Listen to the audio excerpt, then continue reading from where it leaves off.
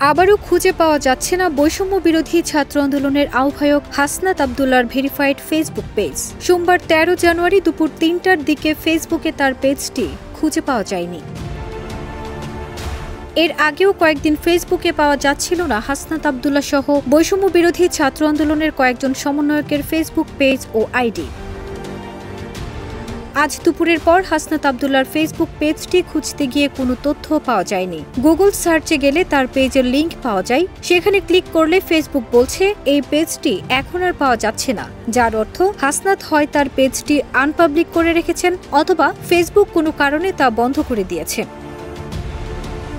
তবে এ বিষয়ে হাসনাত আব্দুল্লাহর কোনো বক্তব্য পাওয়া যায়নি। এ নিয়ে কোনো সমন্বয়কও কোনো তথ্য দেয়নি। হাসনাত আব্দুল্লাহর এই পেজে ১৫,৭০,০০০-এর বেশি অনুসারী ছিল। এর আগে ১ জানুয়ারি রাত ৯টার পর থেকে হাসনাত আব্দুল্লাহ সহ বৈষম্য বিরোধী ছাত্র আন্দোলনের কয়েকজন সমন্বয়কের ভেরিফাইড ফেসবুক আইডি খুঁজে পাওয়া যাচ্ছিল না। পরে একে একে সামাজিক যোগাযোগ মাধ্যম ফেসবুকে ফেরেন তারা।